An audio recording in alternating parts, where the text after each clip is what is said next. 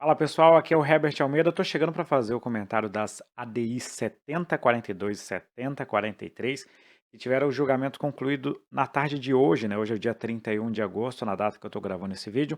E essas duas ações tratam sobre a legitimidade para propor a ação de improbidade administrativa. É basicamente uma conclusão desse, entre aspas, esforço concentrado do STF para julgar alguns temas relativos à nova lei ou à reforma da lei de improbidade administrativa. Então, junto com o tema que nós comentamos há mais ou menos uma semana, esse eu coloco junto como o tema mais importante do ano do STF. Então, esse vídeo é relevante. Eu vou fazer uma análise. A análise vai ser bem rápida aqui porque tem pouca coisa para a gente avaliar, mas sempre eu estou privilegiando os vídeos um pouquinho mais longos, mas com mais detalhes, e deixo os vídeos mais objetivos, mais simples, para colocar no Instagram, para colocar às vezes no Telegram, que é uma análise mais detalhada para quem realmente precisa dessa análise mais atenta. Olha só, basicamente fazendo um resumo aqui da ação, do julgamento do STF, só lembrando que esse tema ainda não tem boletim informativo, já estou fazendo comentário hoje, também não temos a ementa nem os votos dos ministros. Depois que isso tudo sai, eu costumo fazer uma leitura mais detalhada, e aí nos cursos completos, às vezes a gente acrescenta uma informação ou outra que seja necessário. Mas o que está aqui costuma responder basicamente a quase todas as questões de concurso público. Em resumo, o que o STF decidiu? Primeiro, existe a tal da legitimidade ativa concorrente para propor a ação de improbidade administrativa. Quem é que pode propor a ação de improbidade, na visão do STF, é tanto o Ministério Público quanto as pessoas jurídicas interessadas. Só fazendo aqui uma rápida análise do contexto disso. A redação original da Lei de Improbidade previa que tanto o Ministério Público como também a pessoa jurídica interessada poderiam mover a ação de improbidade. O que é a pessoa jurídica interessada? Aquela pessoa que sofreu o ato de improbidade administrativa. Exemplo, o município X sofreu um ato de improbidade. O município X pode mover a ação de improbidade e o Ministério Público também pode mover a ação de improbidade administrativa, tá? Isso estava na redação original. Na reforma da lei de improbidade, que a Lei 14.230 fez, eles tiraram isso e na redação literal do artigo 17, somente existe a possibilidade de o Ministério Público propor a ação de improbidade. No comecinho do ano, o ministro Alexandre de Moraes suspendeu a eficácia, ou suspendeu a interpretação, né, do artigo 17, que basicamente só outorgava ao Ministério Público a competência para propor ação de improbidade administrativa. Então, basicamente, aqui nós confirmamos aquela cautelar já no julgamento do mérito dessa decisão, dessa ação. Então, tanto o Ministério Público quanto a pessoa jurídica interessada podem mover a ação de improbidade. Na decisão eles falam assim, legitimidade ativa concorrente e disjuntiva. Isso aqui não é um tema direto das nossas matérias, né? É um tema mais de processo civil, mas basicamente é que ambos podem mover a ação de improbidade, por isso que é concorrente, e que eles representam, digamos assim, uma pessoa só, um direito só. Então o Ministério Público e a pessoa jurídica interessada, ambos estão representando aqui o interesse público. Ambos podem, se um propõe, o outro pode ingressar também na ação facultativamente como com em litisconsórcio. Além disso, qualquer deles pode recorrer. Isso é que a gente chama de legitimidade ativa, concorrente e disjuntiva. Mas, mais uma vez, não é o tema central aqui da nossa análise, tá?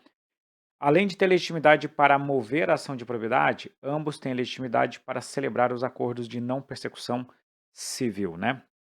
A lei de probidade na redação original não previa a possibilidade de acordo, mas depois de algum tempo já existe essa possibilidade de acordo. E aí qual que é a lógica? Se eu tenho competência para mover a ação de probidade, eu tenho também competência para firmar acordos dentro da lei de improbidade administrativa.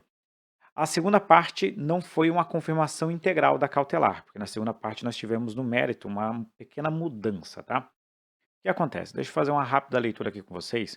Lá na Lei de Improbidade Administrativa, o artigo 17, parágrafo 20, previa, ou prevê, né, que a assessoria jurídica emitiu parecer atestando a legalidade prévia dos atos administrativos praticados pelo administrador público, ficará obrigada a defendê-lo judicialmente, caso este venha a responder à ação por improbidade administrativa, até que a decisão transite em julgado, tá? Esse dispositivo aqui, ele prevê basicamente o seguinte: eu sou um agente público. A assessoria jurídica emitiu um parecer. Eu segui o parecer. O ato foi contestado lá na frente e eu estou respondendo por um ato de improbidade administrativa. Como eu segui o parecer, a assessoria jurídica tem o dever de me fazer a defesa. Esse dispositivo ele é bastante criticado, apesar de algumas pessoas entenderem ele como um dispositivo válido, né? Mas ele é bastante criticado porque você tira o papel da assessoria jurídica que antes era de mover a ação e agora ela fica no polo da defesa do ato de improbidade administrativa. Fora outras questões, também da questão da interferência da autonomia dos demais entes federativos. A União estaria estabelecendo uma lei que cria obrigações para os demais entes da federação. Por essas e outras, o ministro Alexandre de Moraes já havia declarado a suspensão desse dispositivo. Agora, qual foi a interpretação final do STF? O STF interpretou que a assessoria jurídica ela não tem a obrigatoriedade da defesa judicial. Ela não é obrigada, mas ela pode, ou seja, existe a possibilidade de os órgãos de advocacia pública autorizarem a realização dessa representação judicial por parte da assessoria jurídica que emitiu o parecer, atestando a legalidade prévia dos atos administrativos praticados pelo administrador público, nos termos autorizados por lei específica. Então, nós temos basicamente aqui duas mudanças. Primeiro, não é obrigatória, mas é possível essa defesa. Segundo, esse termo vai depender de uma análise da advocacia pública conforme previsto em lei específica. Isso quer dizer, então, que cada ente da federação pode ter a sua lei sobre esse assunto. Vai que a lei do Estado da Federação X preveja, ó, a nossa assessoria vai fazer a defesa, ou a nossa assessoria pode fazer a defesa nessas condições. Você vai seguir essa lei específica em virtude da autonomia dos entes federativos. Esse basicamente é o resumo dos julgados. Você já chegou até aqui, você já entendeu tudo o que precisa. Só quero fazer mais alguns detalhes extras aqui. Primeiro, uma situação hipotética. O município Malbarateado City sofreu um ato de improbidade administrativa, consistente em enriquecimento ilícito praticado pelo ex-prefeito, chamado de lapidando o erário da Silva. O ato foi praticado em janeiro de 2022, portanto já sob a égide da nova lei de improbidade. E após tomar conhecimento do fato, a Procuradoria Municipal resolveu propor ação de improbidade administrativa. Questiona-se, considerando as disposições da Lei 14.230 e a jurisprudência do STF, o município Malbarateado City poderia propor ação de improbidade?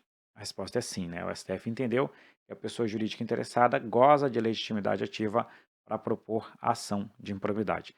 Deixa eu fazer só mais algumas análises aqui junto com vocês, especialmente dos artigos da lei de improbidade com base na Lei 14.230, tá?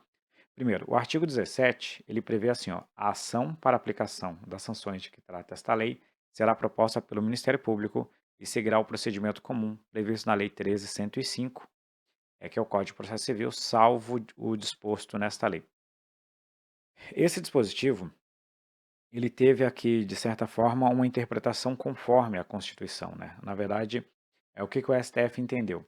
Entendeu que, nesse caso, você tem uma interpretação que você não pode afastar a possibilidade de a pessoa jurídica interessada propor a ação de improbidade administrativa. Esse dispositivo ele continua exatamente com essa redação que está no quadro. Essa redação não muda, ela vai continuar sendo esta. Só que na hora que você lê, ele fala assim, ó, a ação para aplicação das sanções será proposta pelo Ministério Público. Veja, ela é proposta pelo Ministério Público, mas isso não exclui a possibilidade de a pessoa jurídica interessada também propor. Tem que tomar um pouquinho de cuidado, porque às vezes aquelas questões de concurso público, elas são meio literais, né? Se elas vêm num Ctrl+C, Ctrl+V, como está aqui no artigo 17, você marca como certo. Você vai marcar errado se ela falar assim, ó, somente o Ministério Público. Aí está errado. Ou se ela falar, a pessoa jurídica interessada não dispõe de legitimidade. Agora você vem num Ctrl+C, Ctrl+V, dá para a gente ler esse dispositivo interpretando que ele não está excluindo a pessoa jurídica interessada, tá? Então, cuidado com isso. Da mesma forma, a pessoa jurídica interessada vai ter as prerrogativas decorrentes da possibilidade de propor ação de improbidade. Por exemplo, o parágrafo 6º-A fala que o Ministério Público poderá requerer as tutelas provisórias adequadas e necessárias, tipo a medida cautelar. Logo, a pessoa jurídica interessada também pode fazer essa medida. E outro ponto, aí já partindo lá para o parágrafo 20, o parágrafo 20, então, o que não vai prevalecer é isso aqui, ó, obrigado a defendê-lo judicialmente. Na visão do STF, essa parte aqui é inconstitucional, já que ela não é obrigada a defender judicialmente o agente público, mas pode defendê-lo conforme previsto em norma específica, conforme a análise da advocacia pública acerca desse assunto. Por fim, lá no artigo 3º da própria Lei 14.230, existia uma regrinha, basicamente uma regra de transição, que o que acontece aqui? Antes da Lei 14.230, na literalidade, a pessoa jurídica interessada poderia propor ação de improbidade. Após a Lei 14.230, na literalidade, a pessoa jurídica interessada não poderia propor a ação de improbidade. O que aconteceu? A regra de transição previa que o Ministério Público deveria analisar as ações propostas pela pessoa jurídica interessada e decidir se ele iria continuar com essa ação ou não.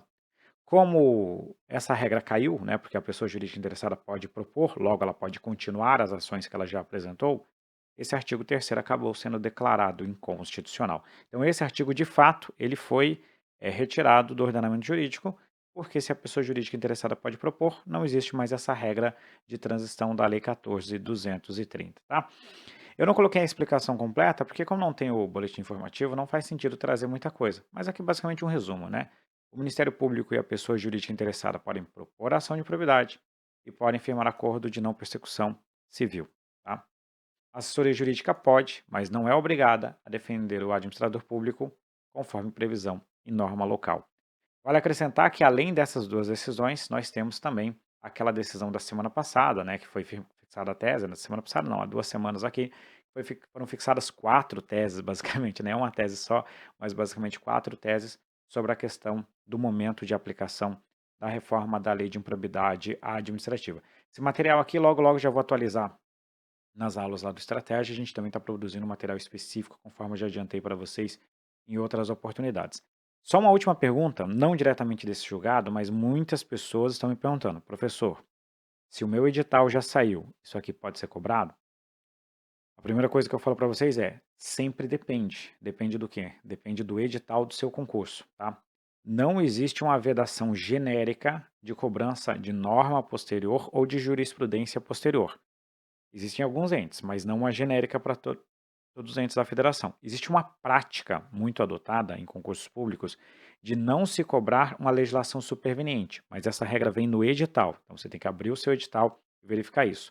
Só que mesmo que tenha uma regra que prevê que não pode cobrar norma, mas se ela não falar nada de jurisprudência, jurisprudência pode cobrar sim. Então toma um pouquinho de cuidado com isso. A não ser que o seu edital vete expressamente essa possibilidade de cobrar uma decisão posterior. Senão, a priori, isso aqui pode cair, inclusive, em concursos já com edital publicado.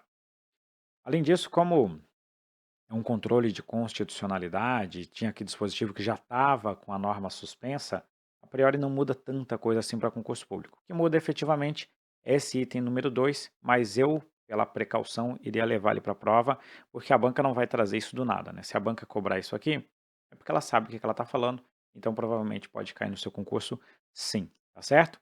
Então eram essas as considerações que eu queria deixar. Sempre peço para vocês deixar o seu like, esse like é muito importante para a gente, mas principalmente a inscrição aqui no nosso canal. Nós vamos começar uma jornada, né, para quem sabe aí em algum momento chegar aos 100 mil inscritos, e por isso eu preciso muito da sua colaboração. Um grande abraço para todos vocês, fiquem com Deus e até a próxima.